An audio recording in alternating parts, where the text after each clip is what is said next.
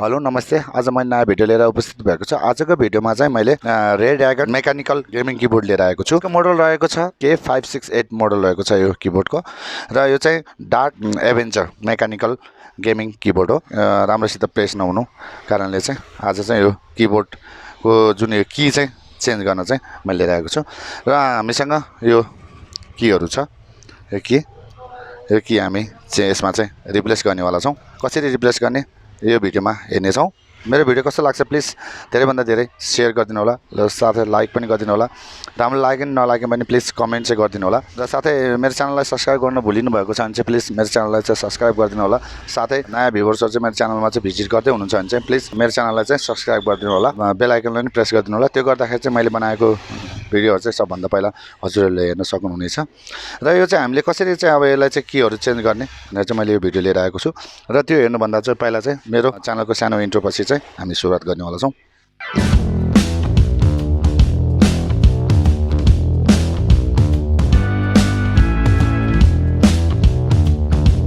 कहिले प्रेस हुने कहिले प्रेस नहुने कारणले चाहिँ पहिला सुरु हामी यो के चेन्ज गर्ने होला।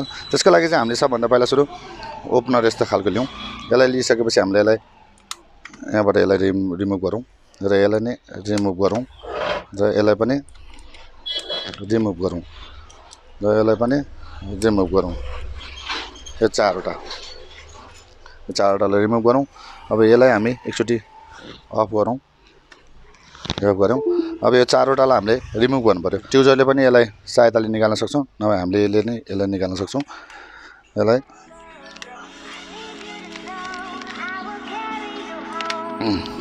रिमुभ यसरी गरौँ।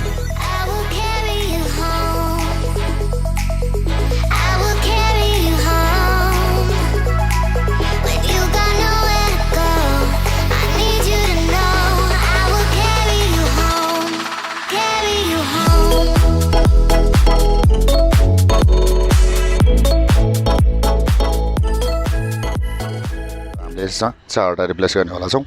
अब रिप्लेस गर्नलाई एकदम सजिलो छ। सजिलो तरिकाले छिटो तरिकाले चाहिँ कसरी हामीले यसलाई रिपेयर गर्ने भनेर चाहिँ मैले यो भिडियो लिएर आएको। यसलाई अब हामीले यहाँ प्रेस गर्छौँ।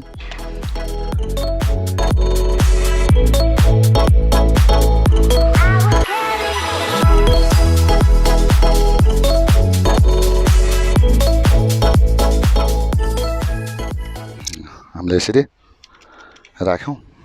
यो स्विचको ठाउँमा हामीले यो रिप्लेस गऱ्यौँ र यो अब एकचोटि काम गर्छ गर्दै एकचोटि हेरौँ।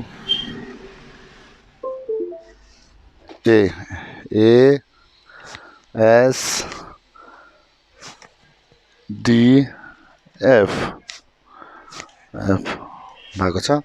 यो पनि प्रेस भएको छ, यो पनि प्रेस भएको छ, यो पनि यो सबै प्रेसै छ। रेड्रागन डार्क एभेन्जर मेकानिकल किबोर्डलाई चाहिँ हामीले सजिलो तालले चाहिँ हामीले कीको स्विचहरु चाहिँ हामीले चेन्ज गरेको छौँ र यसको मोडल K568 RGB। यसलाई चाहिँ हामीले इजी तालले रिपेयर गरेको छौँ। अब हामीले यसमा चाहिँ यो कीहरुलाई चाहिँ यसमा राखौँ।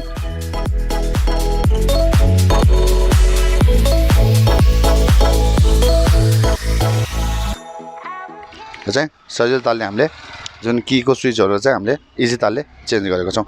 यो मेरो भिडियो कस्तो लाग्यो प्लिज लाइक कमेन्ट र सेयर गरिदिनु होला। मेरो च्यानललाई चाहिँ सब्स्क्राइब गर्न भुलिनु भएको छ भने चाहिँ प्लिज मेरो च्यानललाई चाहिँ सब्स्क्राइब गरिदिनु होला। नयाँ भ्युवर्सहरु मेरो च्यानलमा भिजिट गर्दै हुनुहुन्छ भने प्लिज च्यानललाई चाहिँ सब्स्क्राइब गरिदिनु होला र साथै बेल आइकनलाई पनि प्रेस गरिदिनु होला र भिडियो राम्रो लाग्यो नलाग्यो भने प्लिज कमेन्ट गरिदिनु होला। जुन यो कीहरु चेन्ज गरेर चाहिँ हाम्रो रिपेयर चाहिँ सक्सेस भएको छ।